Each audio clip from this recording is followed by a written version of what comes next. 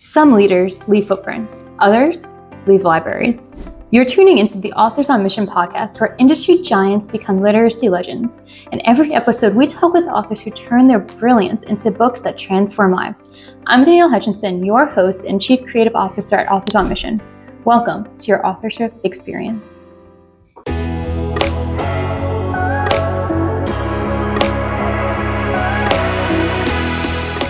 Hey everybody, welcome to another episode of Authors on Mission podcast.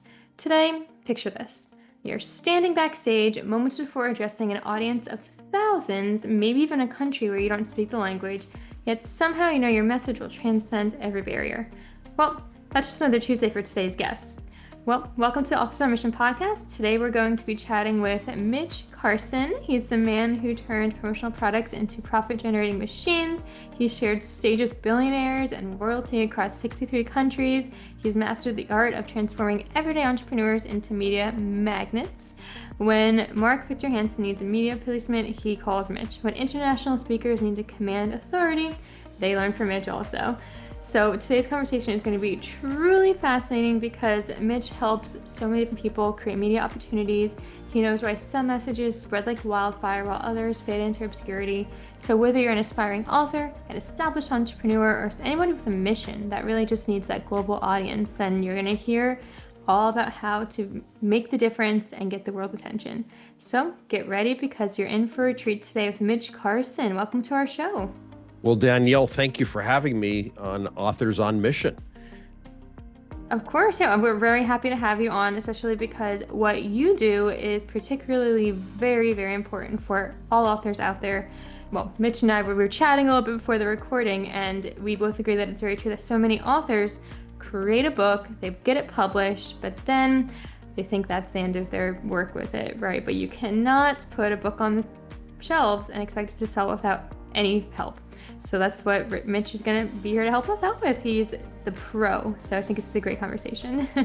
Yeah, I look forward to that. I look at writing a book as birthing a child, and you have to continue feeding it or that baby won't grow and it'll cry a lot. And so will your book sales. They'll cry a lot if you don't promote. Well, we don't want any crying book sales, that's for sure. No, I mean, crying books do exist. And unfortunately, they're in the garages of many authors. So how about we dive right into that then? What are some strategies that you would recommend today for anybody who, might want to get into that? I think this might be good to chat about right now, and perhaps we could even segue that into how you promoted your own books. So Mitch here, everybody has written so many of them. Some of them are only available through his coaching work, but there are two that are public. We have The Silent Salesman and The Aspiring Authors of Singapore. So I'm sure you employed some of your own strategies in the marketing of those as well. Is that right? Yes. Well, and each, for example, the most recent book was The Amazing Authors of Singapore. That's an anthology compilation book, which you're well aware, where each author contributed about 1,500 words. And these were all people who had written books and needed media. So I breathed life into their books through writing the anthology for them, extracting all that information, and interviewing each of them on my TV show, NBC3 Las Vegas. And they're all best-selling authors as a result, because the amount of publicity they got, it drove sales in America. They also tons of publicity in their native Singapore. These were all clients that had gone through my speaking mastery program, which is also very important for authors. That's one of the next steps in order to credentialize themselves and to become more famous and well-known to sell books. Books I look at as a starting point for authority leadership. It's a critical arrow to have in your quiver. So that is the most recent book that I published, and I've written 18 books total. The others were used as incentives for people to buy a larger system, which never earned an ISBN number because I didn't use it for that purpose. You can use books as huge carrots other than publishing and uploading to Amazon and or distributing through Ingram and some of the other outlets.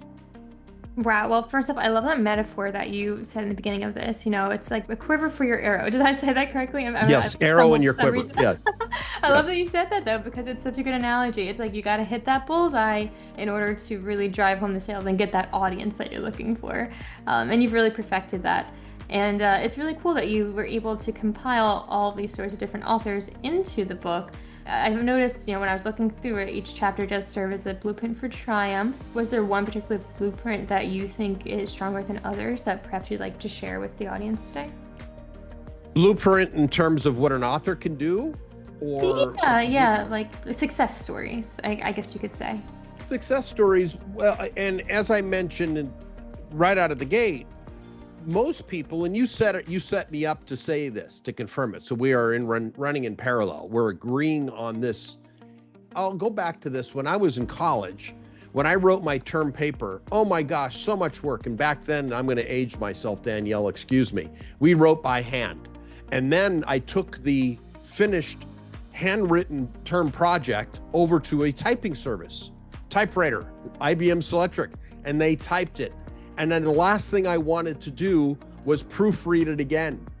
It's like I had scratched this itch. I finished the project, brought it over there, and we had to go through each page and use whiteout, and then they would put it back in and make the corrections for any typos.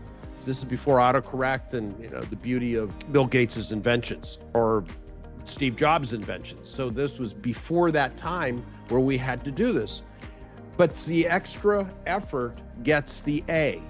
We weren't eligible to get an A if there were typos in your final document, in your thesis, in your final project. You have to go the extra length in order to earn number one. In order to earn top 10 bestseller, you've got to put in the effort, because writing the book is, frankly, you've gone through 9 months. You've birthed this child, out comes, wham, it's making all kinds of noise. Okay? It needs to be fed. A book needs to be fed, and it needs to be fed through publicity. It's got to get reviews. And how do you get reviews? It's a momentum process. It's a snowball metaphor. You roll this snowball down the hill, you get on podcast interviews. Very important, just like we're doing now. This creates a new market. You've got to have lead magnets. You've got to have television coverage, as in real television. In my opinion, it's still the greatest credentialing available for authors today. If you are on network television, I'm not talking, cable channel in Des Moines, Iowa. I'm talking real television in major markets that exposes you. You're interviewed on live TV for 4 minutes, showcasing your skills, talents, and your uniqueness, because a book auto-magically gives you uniqueness in the marketplace because it's your own thumbprint. There hasn't been anybody before you were birthed, Danielle, that has shared your thumbprint, nor will there ever be somebody. I don't know if you have children yet, but still their thumbprints will be different than yours. A book is unique to the individual, and that gives you automatic opportunity to be covered by the press. Because the number one way I get authors covered on television, CEOs, coaches, consultants, whomever gets covered on television is, hey, have you written a book? If not, write one. That's your golden key. At Disneyland, it's your e-ticket, gives you access to all the rides in life. It's your way to open the doors to reach your total potential. A book is critical. There isn't a major speaker, and I've shared the stage with most major speakers in the world, having been on stages in 63 countries. Every major speaker that I've met and rubbed elbows with has had at least one book, if not a series of books. I'm helping pitch your service, but a series is what absolutely separates you, because a lot of people will finally go and tick that box and write a book. They've scratched the itch. They've birthed this child, and then they let the child fend for itself. Well, don't turn your book into an orphan. Feed it, nurture it, let it grow into something productive. Send it to a private school. Get it college educated, and turn it into a man or woman that you're proud of.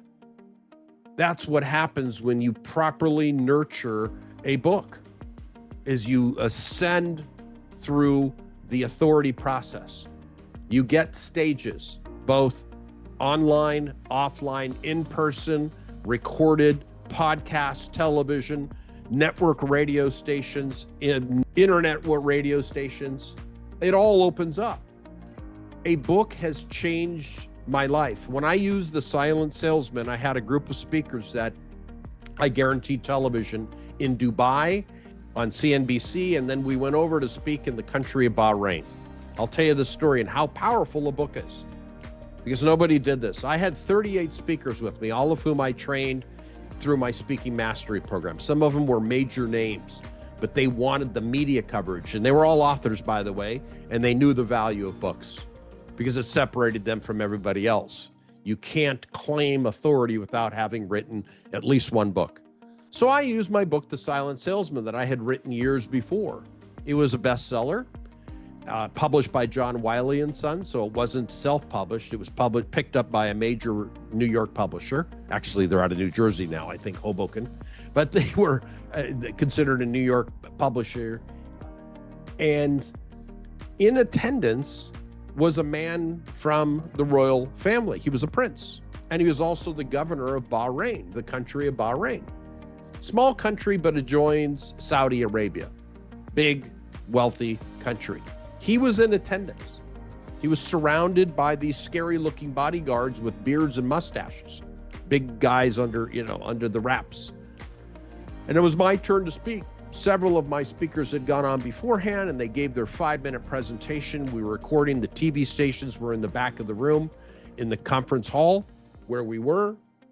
And it was theater style. So the chairs descended, lifted upward, and the back were the 3 TV stations that were recording this event. And I grabbed the governor. I said, "Mr. Governor, sir, I came with my book with blue ink. Very important to use blue ink to sign your book."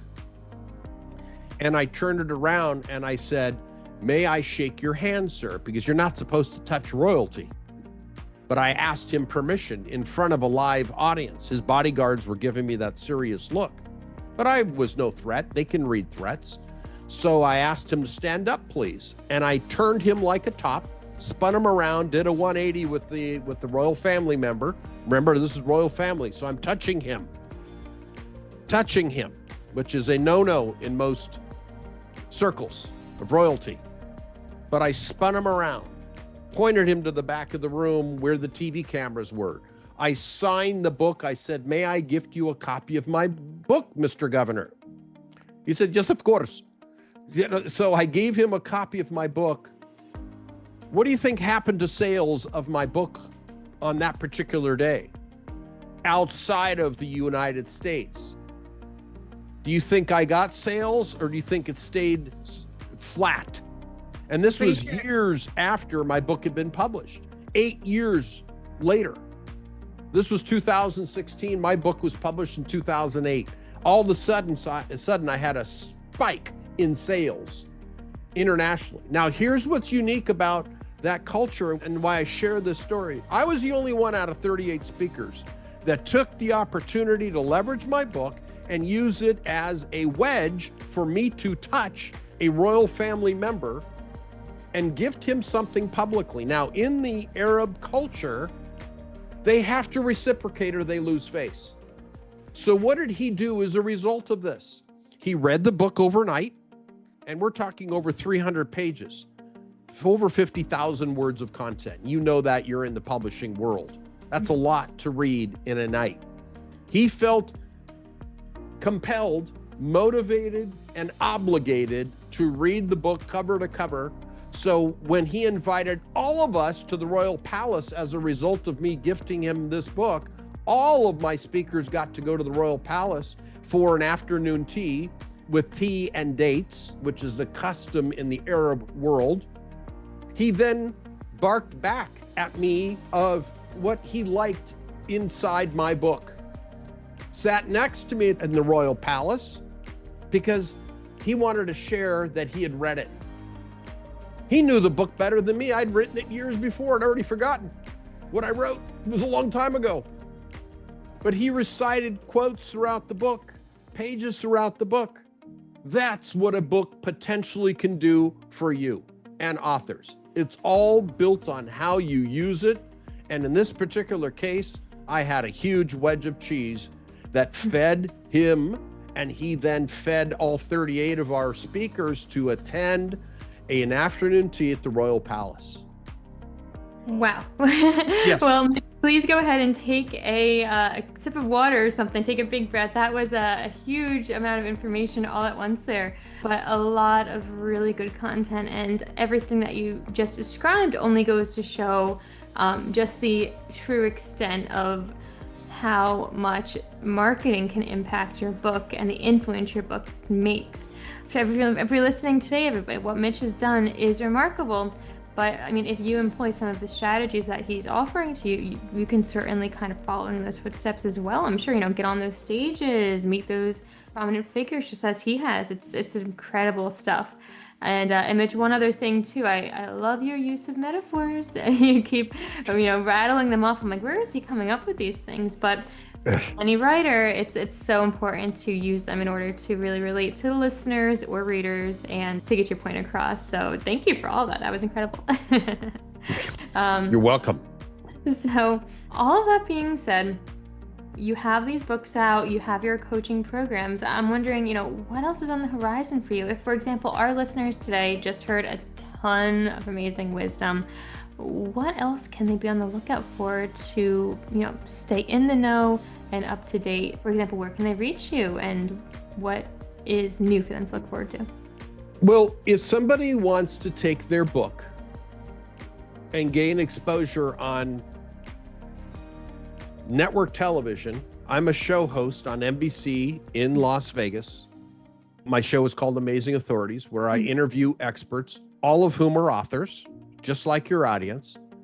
They can then share their uniqueness for 28 and a half minutes, because I have to use legal disclaimers at the front and the back of the recorded session, required by U.S. lawyers, of which there are so many in the U.S., and we love them. And they get to talk about why they wrote their book, who it's for, and why you want to buy it and invest in this.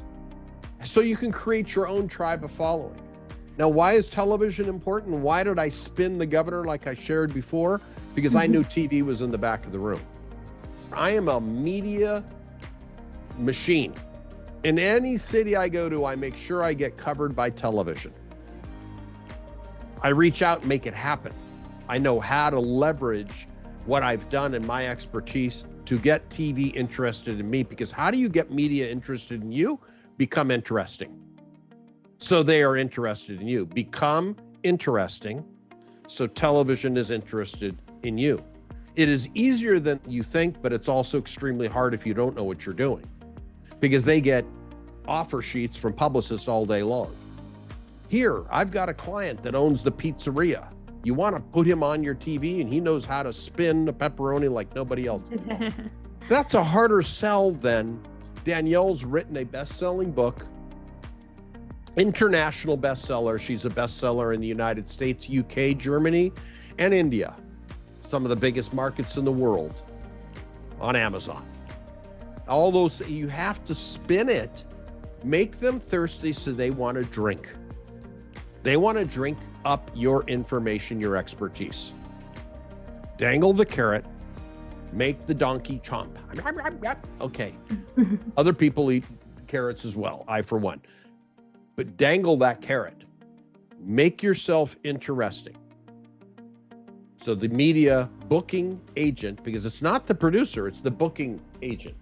The booking agent is step one inside television. Make sure, it's usually female, so I'm going to call her female. I know we're in the woke world, but I have to be careful. This particular person, who is the booking agent, then is responsible to her boss or his boss. The boss will either evaluate the booking agent based on his or her finding of a responsible guest and someone who speaks well on camera. You cannot embarrass the booking agent. This isn't a recorded element. Podcasting is wonderful. It's a great platform. It's here to stay and grow. Yet most of them are recorded. You can mess up and edits will help you. You cannot mess up on live TV. It's live, as in there is no retake. There is no take one, take two. It is take now. And you have to speak in sound bites and speak correctly and be ready for the lob question. They'll use your questions that you submit. However, they may want to drill down a certain rabbit hole because it is interesting, because they know their craft. These are trained journalists. These are trained television journalists who have already gone through the phase and know how to interview people properly. I'm sure, Danielle, you can relate to that. When you first started doing this, you're probably different than you are today after X number of podcast interviews. I mean, I'll tell you one even better. My first time interviewing to work with a client or speaking to a new client, right? Like kind of fresh, wet behind the ears, not knowing the right questions to ask them, saying Correct. all the time. And yeah, now that I've done almost 200 podcast episodes at this point, it's pretty easy now. So it's more about practice and really being aware of it too. 100%. Yeah. 100%. And doing this, but your confidence is better. Your questions are better because you've gone through the paces. You've practiced, and the professionals practice. Theater actors practice. They go through rehearsals. The same holds true. You've got 4 minutes on TV, as much as 4 minutes, depending on the program. Some, like Channel 8 Las Vegas, gives you 2.5 minutes on live TV. And they cut to another set and another host or a commercial, and then boom, they have another guest on another topic. So it is fast and furious. You better be prepared. Yeah, well, I appreciate that warning, right? It seems so fun to be on TV, but I get it. It's high stakes. So that's why they need somebody like you, not only to help them, get the booking itself, but also to be prepared and be ready. So I can see how what you offer allows them to be ready for it. If you're an author and you would be interested in doing all of this, everybody, I'm assuming, Mitch, we can use sort of the same links that you mentioned before to get in touch about that. Is that correct? Getinterviewguaranteed.com/meet with Mitch if they want to have their media evaluated. Yes. I love it. Well, there you go, everybody. We're going to put the links of that into the description box of this podcast today. Mitch, this has been incredibly insightful. I love it. So as we begin to wrap up, though, I'm wondering, any last insights you'd like to share with everybody? You've given us a ton. I myself have to kind of sit back and process it all, but it's been very useful. One last tip they can take home, maybe a piece of homework they can do as soon as we end today, something they can do as soon as the podcast finishes. What do you think? See if you can tie yourself, if you want to get media coverage for your book, because that's what gives you life, is constant, because it creates that snowball effect. And please continue to feed your book. Feed it. Make it grow. Get you more reviews. All of that works in tandem. I would suggest find a hook with AI, because that's a big topic right now. Find a hook with a media calendar. What's going on? We're going into back to school soon. See if there's something your book can tie there to a media event that's happening, or 4th of July is coming up. How does this tie into an American media calendar? The other way is, what's unique and trending? How can you tie your book to that in order to get coverage? These are the 3 ways that I distill for clients. Is like, okay, how do we get you make you interesting and timely? Interesting and timely. So the booking agent will then present you based on your one sheet. You got to have a one sheet, because they look at you like a balance sheet, shows you as a picture in time, one sheet. Here's what you do. Here's where you've been covered, why you should be interested in me. Got to have a one sheet. For any speaker, it used to be a media kit years ago for speakers, but for authors, create a one sheet, which allows you to be interviewed on your podcast. You looked at my one sheet, I presume. I did. That's why I got booked here, because I showed my credentials. I already showed my feathers as I peacocked. I made the sound, and you saw my beautiful feathers.